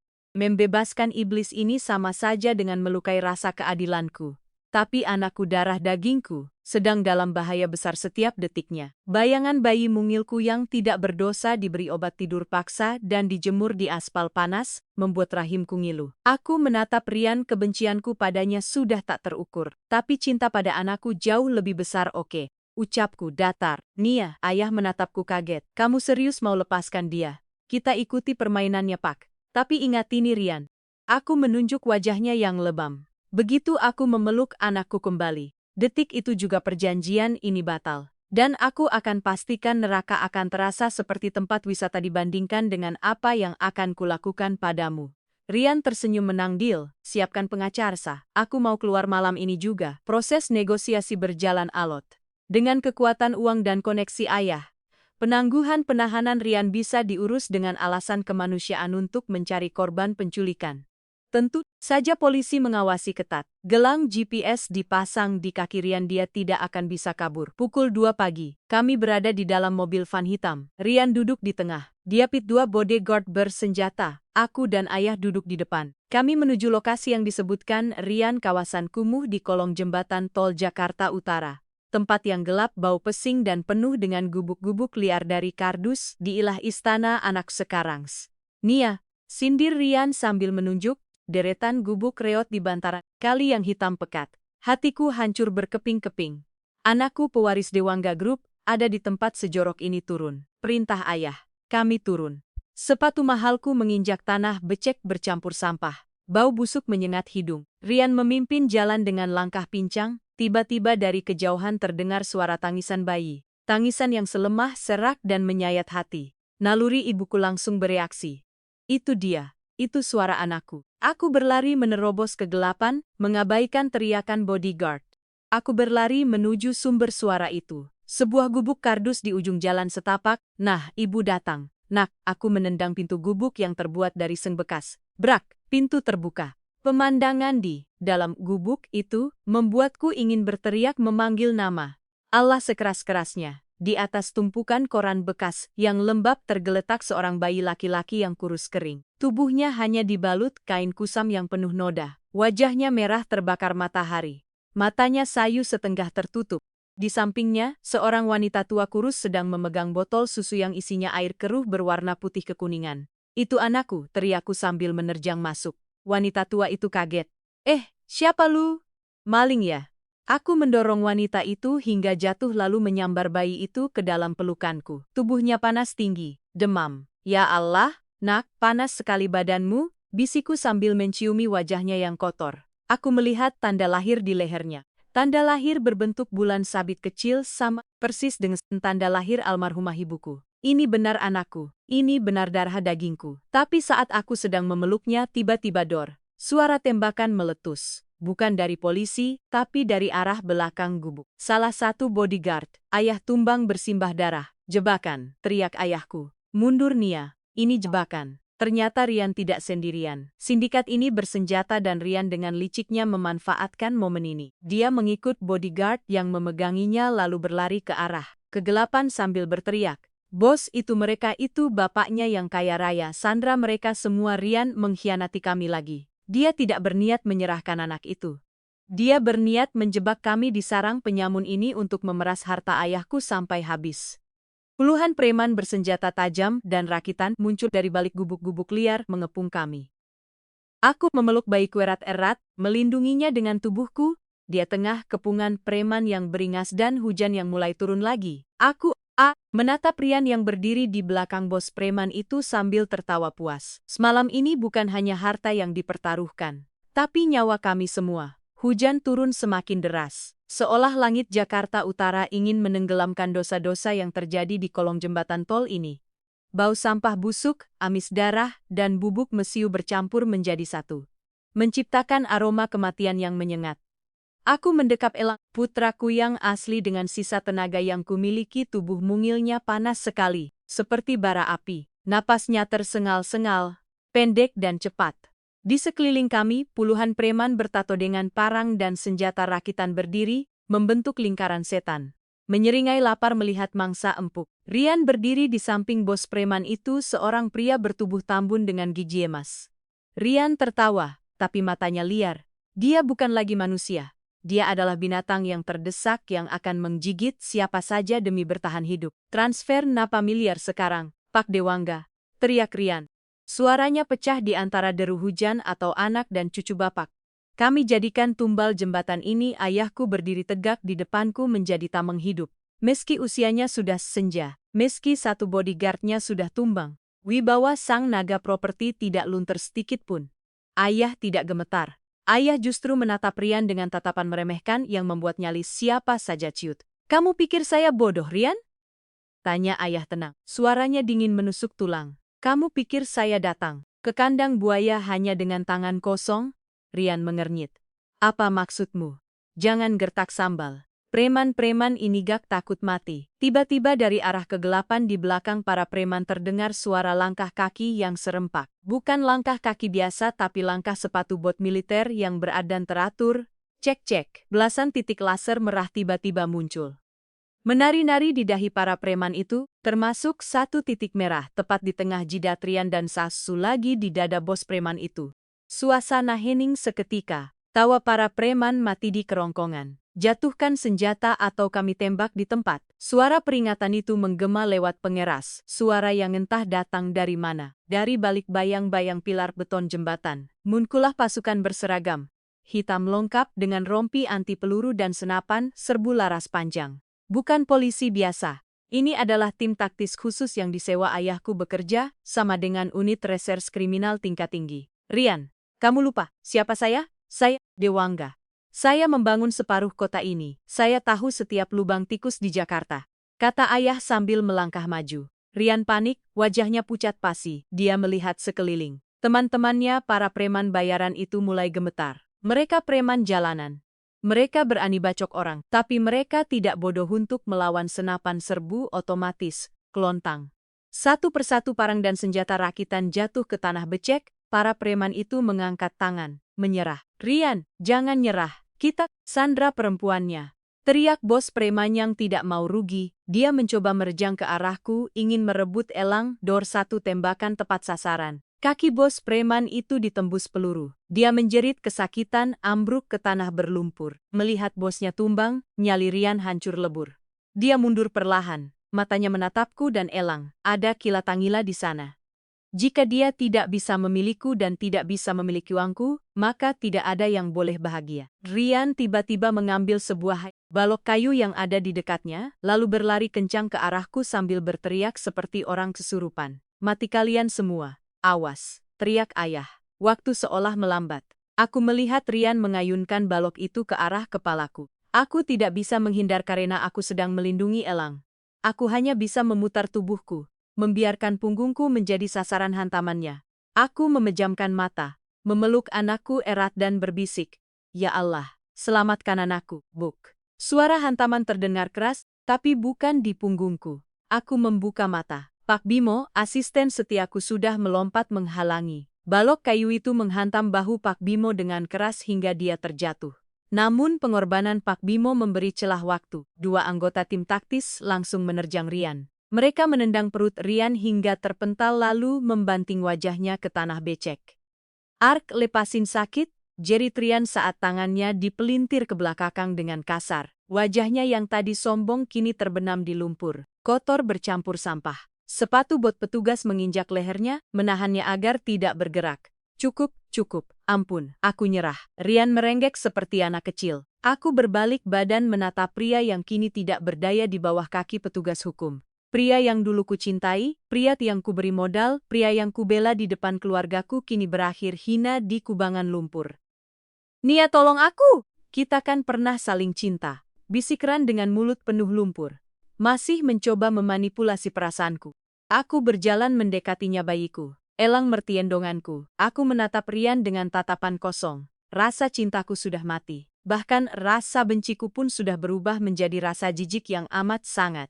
"Cinta itu sudah kamu bunuh, Rian. Tepat saat kamu menjual darah dagingmu sendiri demi uang." Ucapku dingin. "Bawa dia dan pastikan dia membusuk di penjara sampai dia lupa rasanya melihat matahari." Petugas menyeret Rian berdiri. Dia diseret kasar menuju mobil tahanan yang baru saja tiba. Rian terus berteriak-teriak memanggil namaku, memaki ayahku, menyalahkan dunia atas kegagalannya. Suaranya perlahan menghilang ditelan suara sirine yang meraung-raung. Namun, drama belum berakhir. Tiba-tiba tubuh elang di pelukanku menegang, matanya terbalik ke atas, hanya terlihat bagian putihnya, mulutnya berbusa sedikit dan tubuhnya bergetar hebat. "Kejang, anakku, Kejang. Elang, nak, bangun. Nak, ya Allah, ayah, elang, kenapa?" Teriakku panik. Kepanikan yang jauh lebih besar daripada saat ditodong senjata tadi. Ayah langsung sigap. "Cepat masuk mobil ke rumah sak sekarang. Nyalakan sirine. Terobos semua lampu merah." Kami berlari masuk ke mobil. Spir ayah memacu kendaraan seperti orang gila. Di dalam mobil aku terus memeluk elang yang kejang-kejang. Air mataku jatuh membasahi wajah. Mungilnya yang kotor. "Jangan pergi. Nak, ibu baru ketemu kamu. Jangan tinggalkan ibu. Tolong bertahan, sayang." Isaku. Ayah menelepon rumah sakit dengan tangan gemetar. "Siapkan ruang IC. Siapkan dokter spesialis anak terbaik." Kucu saya Kejang demam tinggi. Kemungkinan dehidrasi dan keracunan obat. Cepat, perjalanan menuju rumah sakit terasa sangat lama. Setiap detik adalah siksaan. Elang berhenti kejang, tapi tubuhnya lemas terkulai seperti boneka tanpa tulang. Napasnya sangat lemah, nyaris tak terdengar. Kulitnya mulai membiru, napasnya pak, napasnya hilang. Teriakku histeris memeriksa hidung elang. "Supir, lebih cepat," bentak ayah. Akhirnya kami sampai di lobi IJ di rumah sakit milik keluarga kami. Tim medis sudah menunggu dengan berangkar dorong. Mereka langsung menyambar elang dari pelukanku. Saturasi oksigen menurun drastis. Detak jantung lemah. "Siapkan intubasi, masukkan ke ICU segera," teriak dokter memberikan instruksi cepat. Aku berlari mengejar berangkar itu. Tanganku ingin menggapai tangan kecil elang, tapi perawat menahanku di depan pintu ruang steril. "Maaf, Buya. Ibu tidak boleh masuk. Kami harus melakukan tindakan penyelamatan." Mohon tunggu di luar dan berdoa. Kata perawat itu lalu menutup pintu kaca otomatis di depan hidungku. Lampu merah di atas pintu bertuliskan emergency menyala. Aku merosot jatuh di lantai dingin rumah sakit. Bajuku kotor penuh lumpur. Rambutku acak-acakan. Kiku lecet karena lari tanpa alas kaki tadi. Tapi aku tidak peduli. Seluruh duniaku ada di balik pintu itu. Sedang bertarung nyawa. Ayah duduk di kursi tunggu menunduk dalam-dalam. Bahunya berguncang. Sang konglomerat yang tak terkalahkan itu menangis. Ini salah papa. Kalau papa lebih tegas dari awal melarang kamu nikah sama bajingan itu, kucu papa nggak akan menderita begini. Bisik ayah penuh penyesalan. Aku merangkak mendekati ayah memeluk lututnya. Bukan salah papa, ini takdir Allah. Sekarang kita cuma bisa minta sama yang di atas. Pak, bantu Nia doa Pak. Nia nggak kuat kalau harus kehilangan Elang. Jam demi jam berlalu. Kami menunggu dalam ketidakpastian yang menyiksa. Sementara itu, berita penangkapan Rian dan sindikat penjual bayi meledak di seluruh media nasional. Wajah Rian yang babak belur diseret polisi menjadi headline di mana-mana. Netizen yang tadinya menghujatku kini berbalik arah. Mereka mengirimkan doa, karangan bunga, dan dukungan moral. Tagar Save B bilang menjadi trending topik nomor 1 di Indonesia. Tapi apalah arti trending topik jika nyawa anakku melayang? Pukul pagi, dokter keluar dari ruang ICU. Wajahnya lelah, dia membuka masker, bedahnya perlahan. Aku dan ayah langsung berdiri. Dokter, bagaimana anak saya? Dia selamatkan. Dia baik-baik saja kan, cecarku. Dokter itu menghela napas panjang. Dia menatapku dengan tatapan yang sulit diartikan. Ada rasa kasihan di sana. Bia Pak Dewangga. Kami sudah berusaha semaksimal mungkin mengeluarkan racun obat tidur dari tubuh Bayang. Paru-parunya juga mengalami infeksi berat. Akibat terlalu lama, terpapar udara kotor dan lembab di kolong jembatan. Ditambah dehidrasi parah yang merusak fungsi ginjalnya. Jangan bertele-tele dok. Anak saya hidup atau mati? Potong dengan suara paraau. Jantungnya sempat berhenti tadi selama 2 menit. Tapi berhasil kami pacu kembali. Saat ini bayi Elang dalam kondisi koma. Dia sangat kritis. Kami sudah memasang ventilator untuk membantu napasnya. 2 per sejam ke depan adalah masa kritis. Jika dia bisa melewati malam ini, ada harapan. Tapi jika tidak, dokter itu tidak melanjutkan kalimatnya. Tapi aku tahu artinya. Kaki lemas, pandanganku gelap, bayi sekecil itu koma. Bayi yang bahkan belum genap berusia seminggu, sudah harus merasakan sakit yang begitu hebat karena kekejaman ayahnya sendiri. Boleh saya lihat dok? Tanyaku lirih. Silakan. Bu, tapi hanya sebentar. Dan tolong jangan disentuh berlebihan karena banyak selang. Aku masuk ke ruang ICU dengan pakaian steril khusus. Bunyi bip-bip-bip dari monitor detak jantung menyambutku, bunyi yang menakutkan. Di tengah ruang yang dingin itu terbaring tubuh kecil Elang. Tubuhnya penuh dengan kabel. Ada selang besar masuk ke mulut mungilnya. Infus menancap di tangan dan kakinya. Matanya tertutup rapat. Dia terlihat begitu rapuh.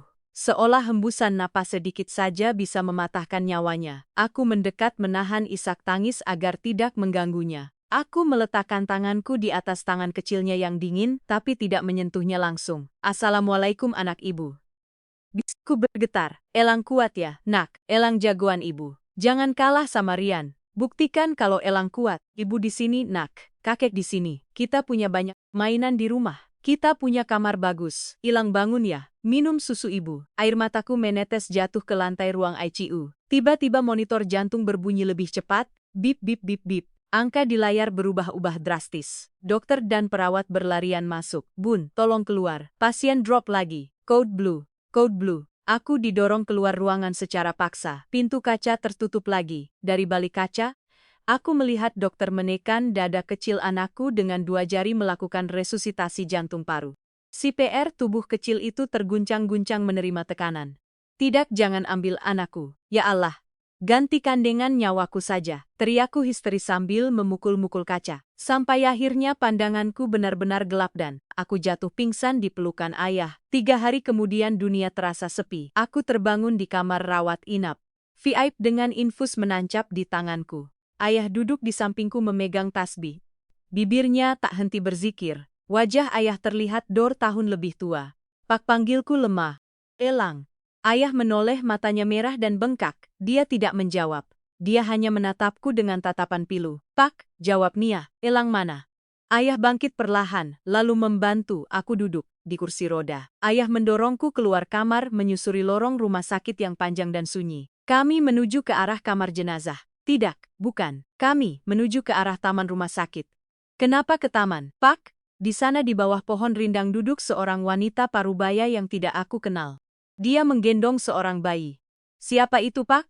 Itu ibu panti asuhan tempat Elang saat ditukar. Jawab ayah kami mendekat. Wanita itu menoleh tersenyum lembut. Di gendongannya ada bayi yang sedang tertidur pulas tanpa selang, tanpa infus. Wajahnya bersih, pipinya mulai merah merona. Itu Elang, tanyaku tak percaya. Ayah berlutut di samping kursi rodaku menggenggam tanganku. Malam itu saat kamu pingsan. Jantung Elang berhenti lagi ya, dokter bilang. Harapan sudah nol, Papa. Sudah pasrah, Papa sudah mau tanda tangan surat kematian. Tapi kemudian ayah terisak air matanya. Jatuh tiba-tiba, detak jantungnya kembali stabil, paru-parunya merespon. Dokter bilang ini mukjizat. Ini keajaiban doa seorang ibu. Selama 3 hari kamu pingsan. Elang berjuang sendirian dan dia menang. Dia sudah lepas ventilator pagi ini.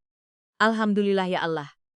Alhamdulillah, aku menangis sejad-jadinya. Aku mengulurkan tanganku. Ibu panti itu menyerahkan Elang ke dalam pelukanku. Hangat, wangi minyak telon dan napas yang teratur. Anakku hidup, jagoanku menang. Rian, kamu kalah telak. Kamu mencoba membunuhnya, tapi Allah menyelamatkannya. Yan bulan kemudian, kehidupan berbalik, so tapnalu derajat. Pengadilan Negeri, Jakarta Selatan sepenuh sesak. Hari ini adalah sidang putusan untuk Rian dan Bella. Rian duduk di kursi pesakitan dengan rompi oranye dan kepala botak. Wajahnya kurus kering, tatapannya kosong. Tidak ada lagi sisa-sisa kegantengan atau kesombongan. Dia hancur, total. Hakim mengetuk palu dengan keras. Mengadili menyatakan terdakwa Rian Saputra terbukti secara sah dan meyakinkan bersalah melakukan tindak pidana perdagangan manusia, percobaan pembunuhan berencana, kekerasan dalam rumah tangga, dan penipuan. Menjatuhkan pidana penjara selama 2 tahun dan denda miliar. Tok, tok, tok. Ruang sidang riuh. Pengunjung bersorak puas. Aku yang duduk di barisan depan menatap punggung Rian dengan tenang. Tidak ada rasa senang, tidak ada rasa sedih. Hatiku sudah datar untuknya. Bella di sidang terpisah. Dionis, 10 tahun penjara karena penggelapan dana dan persekongkolan jahat. Dia pingsan saat vonis dibacakan. Saat Rian digiring keluar ruang sidang oleh polisi, dia sempat menoleh ke arahku. Matanya bertemu dengan mataku. Dia membuka mulutnya seolah ingin mengatakan sesuatu. Mungkin minta maaf, mungkin memohon. Aku membuang muka. Aku tidak butuh maafnya. Aku berdiri, merapikan gaun mahalku, dan berjalan keluar ruang sidang, dengan dagu terangkat tinggi di luar. Mobil mewah sudah menunggu. Di dalamnya ada ayah dan Elang yang sedang tertawa main ciluk balik. Hidup itu seperti roda, kadang di atas, kadang di bawah. Tapi jangan pernah lupa siapa yang memutar rodanya. Rian lupa bahwa di atas langit masih ada langit dan di atas rencana liciknya masih ada rencana Allah yang maha sempurna. Dia membuang berlian demi batu kali dan sekarang dia harus menghabiskan sisa hidupnya menghitung jeruji besi sementara berlian yang dia buang kini bersinar semakin terang tak tersentuh oleh tangan kotornya lagi. Aku Nia Dewangga dan putraku Elang akan hidup bahagia, bukan karena harta ayahku tapi karena kami memiliki satu hal yang tidak dimiliki Rian, hati yang bersyukur.